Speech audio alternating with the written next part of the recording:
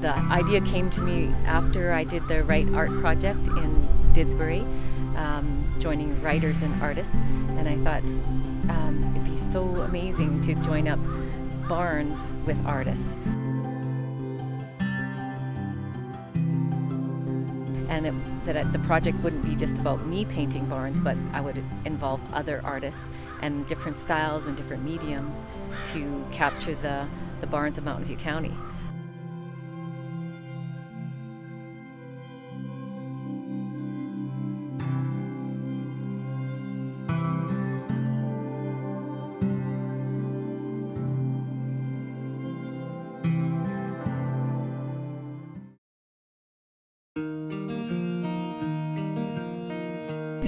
This barn was built by William Benton Holt in about 1916. But we have a suspicion he might have started building before he actually homesteaded. When people started moving in, then he decided, maybe I better get a title to this place. So. Right. He was from Missouri, from St. Joseph's, Missouri. He moved up here and he homesteaded this quarter. And the barn is all made out of fire-killed timber that was through a forest fire. And he built his house and the barn out of that timber. And broad-axed all the logs. We don't really know anything about him. Yeah. But we do know that when he sold the place, he had broke 10 acres, and that was worth $50. The house was worth $50. The fence he had put in was worth $50. The barn was worth $100, and the land was worth $150 at that time. That was 1947 when he sold it. It was rumored that Bill Holt rode with the James gang. Jesse James. Jesse James and Frank and Jesse James. And that he moved back to where they were, and that's where they were, was in St. Joseph's, Missouri, and that's where Jesse was shot. And Frank went on living there after that. Yeah. But we don't know if that's truth, or he was pretty young, so he might have just ridden to town with them or something. It was a good story. Yeah, it was a good story. We sold it to a fellow at Westcott, Bill Bogner. And Holt was in Missouri, and the land transaction was done by mail. And then Bill Bogner owned it for 3 years. And a family by the name of Olsons lived here in them 3 years. Floyd Olson, his son Ronnie, and Floyd's wife. And then Bill Bogner sold it to Ken Mullen, who was from Didsbury. And then Ken had a sawmill here and sawed timber off this quarter. And he had it until 54. Right. And then he sold it to Lynn's dad, Wilbur Fighton. For $500. For $500. This quarter. Yeah.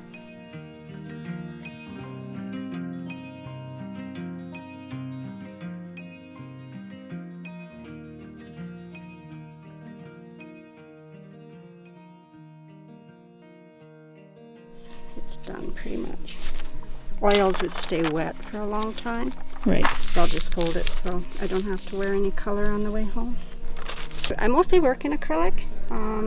I'd like to get into oils, but because I'm an acrylic painter at this point in time, and I've been seriously painting for the last 6 years since I joined the Carstairs Artist Guild. Learned a lot, and there's artists in my family, so I think I have some natural ability, and I was so lucky that for this process, you put in your 3 best paintings, and then you're either chosen or you're not chosen. So I was chosen, and then they randomly put them into 2 pails. And when they picked out the names of the barn and the artist, I was really flabbergasted and honored to get this one, since it's one of the heritage barns. You can see from our trip out here with the horses and how special it is. And every artist in the area wanted to do this barn. So now I want to do the best that I can. So yeah, so that's that.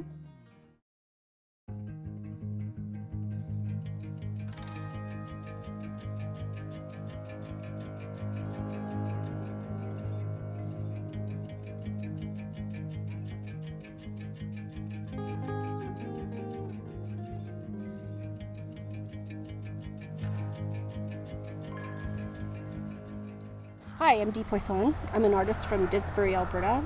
I've been painting for about 25 years, and probably the last 7 in plein air painting. I started slow, of course, as people do, learning how to do this, and then gradually increased my interest in this and buying more equipment and more oil paint, which I didn't use before. I used a lot of pen and ink and that kind of thing. Now, when I'm painting plein air, because I work in oil, I have to worry about stuff like the weather conditions and things like that. Usually I'm painting pictures of landscape more than barns, but this barn project has really taken me out of my comfort zone and taught me a lot about painting straight edges in buildings and things that are not that easy to do, because perspective and all that stuff really matters with this. So it's very challenging, but it's kind of fun, and I like the project. My grandfather had this great barn that had a loft on the top floor, and then in the middle floor he had his chickens, and then in the basement or main area of the barn he had his dairy cows, and those are really cool all-encompassing uses for these barns. But I just remember how tall it was and how big, and when you're little they seem so much bigger. My name is Deborah Rice Solomons, and I am a Rice girl from Torrington. I was born in Olds, so in the Mountain View County, back in the late 50s, and grew up for part of my young life in Torrington, Alberta, again not far from where we are today. So my interest in barns comes from my childhood and the Rice Farm, which is east of Torrington, and so that's how this love affair with barns started. And I'm going to tell you a little bit about the story about this. So as you can see in the background here, here's a barn built in 1924 by my great-grandfather Frank Rice. And in 1924, Frank Rice had 3 unmarried sons. One was my grandfather, Russell Rice. You can see him here on his horse. So in 1924, there wasn't many women around in central Alberta, and they wanted to meet women. So they convinced their father that they should put a hardwood dance floor in the top of their barn. So to get a hardwood dance floor in a barn, they had to travel 3 days by horse and wagon from Torrington to Eagle Hill, which is just northwest of Olds, Alberta. And so they traveled there and they got this load of lumber and they would take it back, but there's lots of coulees between Olds and Torrington, so they'd have to stop at the bottom of the hill and unload half the load, get to the top of the hill, unload the rest of the load, and go back and forth and get the lumber. So finally they get the lumber back to Torrington, and they put their hardwood dance floor in the top of this barn. So the Rices held barn dances from 1924 till the late 60s. And here's a poster from the Trochu Tribune from 1946. And it says, "Everyone's going to the barn dance at Rice's barn, 2.5 miles east of Torrington, gravel all the way," which is a big deal in 1946 because most of the roads in central Alberta were dirt. And so having gravel was a big feature. So this was in Friday, August 16th. Music was by Hal and the Stardust Cowboys, who were from Trochu, Alberta. This is from the Trochu Tribune. As you note, admission was 50 cents a person, and that included supper. So this is just one example of the posters that they would have of these barn dances. So when I was a little girl, I would go to these barn dances, and my father, this is my father, Laurel Rice, he would take us girls, and I come from a family of 4 girls, and we would go to these barn dances, and my job was to hand out the donuts at these dances. As a little girl, I'd be going around handing out the donuts at these barn dances. And then I lost my father to cancer in the early 60s, and so my memories of him were always connected to this barn and these barn dances. So as I grew up, I became an accountant in Alberta's oil industry. I actually worked internationally and in the oil sands, and I saved my money and I bored my friends with my dreams of a barn and barn dances for over 30 years. So when I always said, when I retire, I'm going to find a barn and I am going to build a barn like the Rices and have barn dances. So when I had a big birthday here a couple years ago, I decided to make this dream come true. So I found this property in Mountain View County. It's near the village of Cremona, and this barn was in sad condition. It didn't look like the Rice barns, but actually, it is actually the same size as the Rice barn, and it is the same shape as the Rice barn. So I was driving along and I looked over and I saw this barn, And it was just by chance that I happened to come down Highway 580, and I saw this right after my birthday, my big birthday. And so I made an offer on this property, and all my friends and my husband said, you know, you're crazy, it would be cheaper to tear it down because it was in sad disrepair. But to me, a barn and its history are just part of Alberta's heritage and culture, and they should be preserved, not torn down. So as you see today, the barn that we have here was built in 1904 by a guy named Jack Rattray, who homesteaded this property in 1903. And as part of the homestead requirements in Alberta, you had to build a barn, you had to fence so much of it every year, and as part of his fulfillment of his requirements for homesteading, he built the barn that we're in today. So Jack built this barn in 1904. He worked at the Elkton Mill. The local history books say they worked at the Elkton Mill to earn the lumber to in fact build this barn, because back in those days there wasn't a lot of trees around in this area. So he got the lumber and he built this barn, and as it stands here today, you know, 105 years later. He built the house that's on the property in 1915. It's an Eaton's catalog house that came on the train to Carstairs and was hauled by horse and wagon, and he built this house. Now, he wasn't married yet.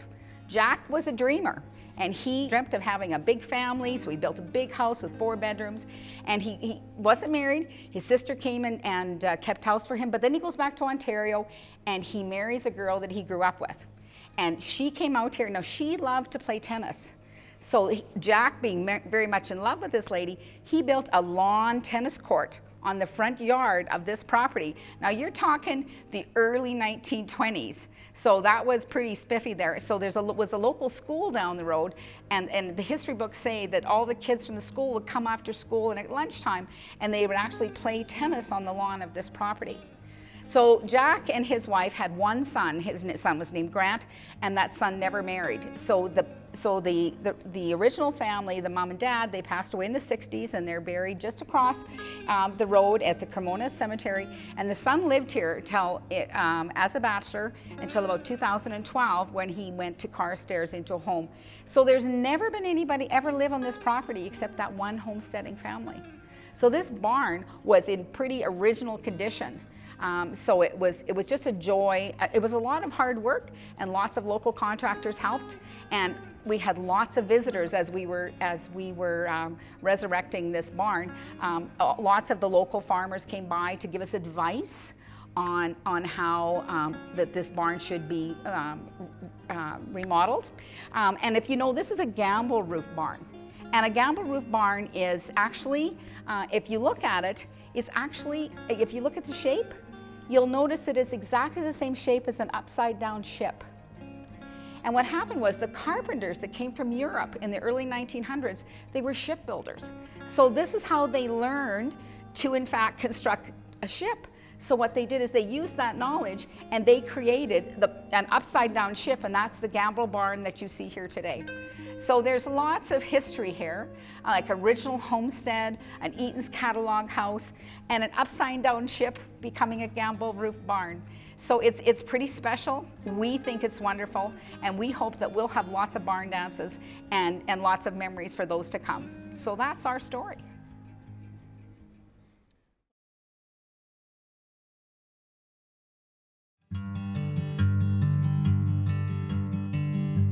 We bought this barn and this farm 2 years ago, actually, just quite recently, but we live right nearby, and it's part of the main section of our farm.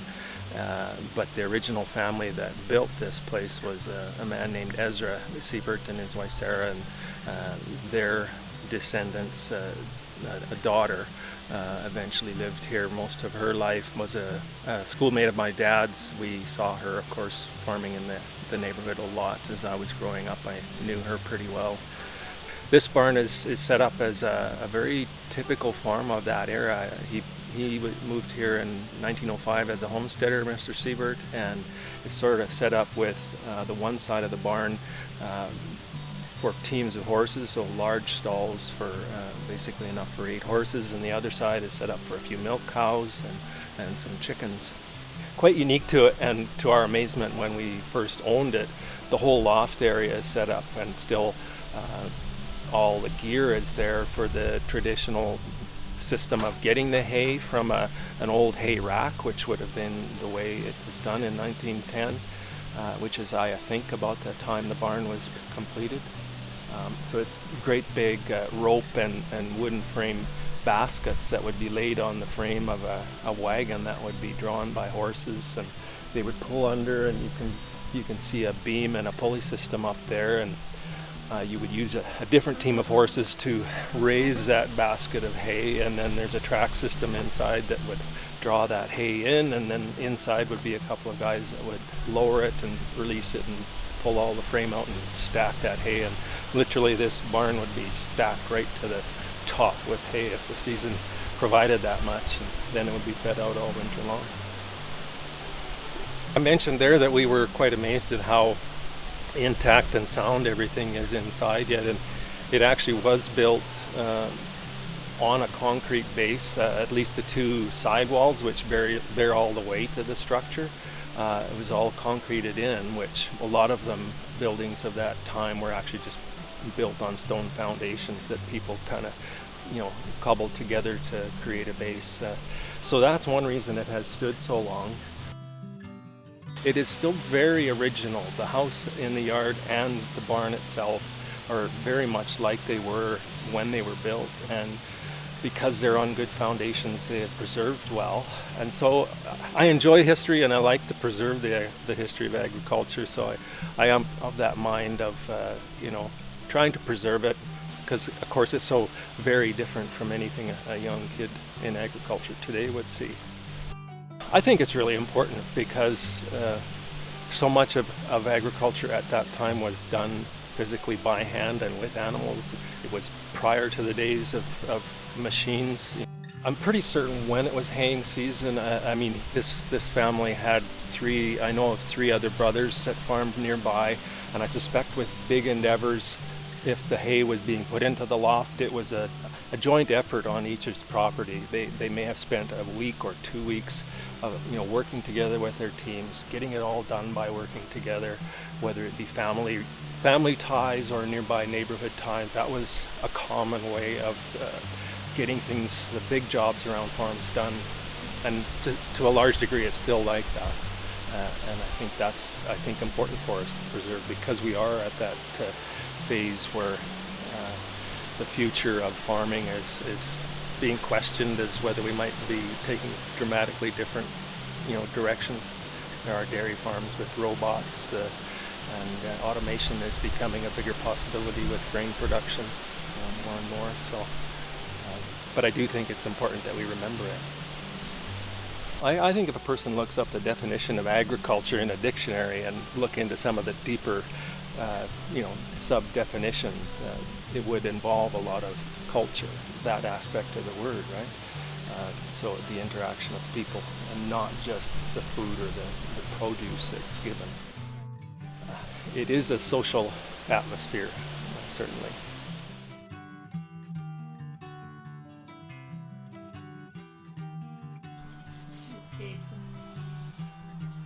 Yeah, I can still do that there.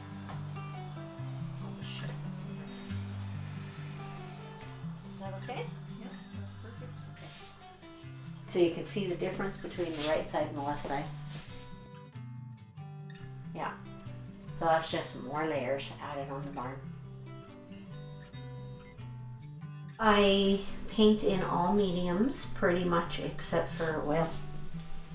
So my bigger canvases, I use acrylic, and then I do watercolor, colored pencil, gouache, alcohol ink.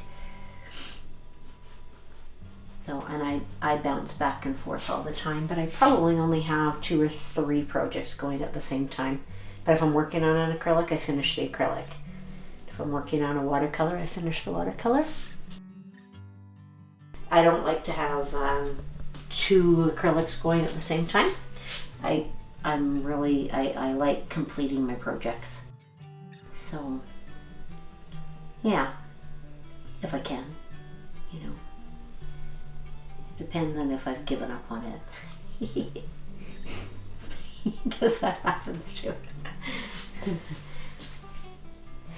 The lady who originally homesteaded where the barn was lost her twins. She was carrying twins, or it's either she was carrying twins and lost the twins, or she lost them after. And I just really felt connected to this barn because of that story.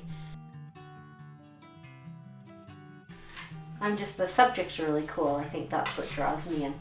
Just to be able to paint something old and antique and unique. Yeah.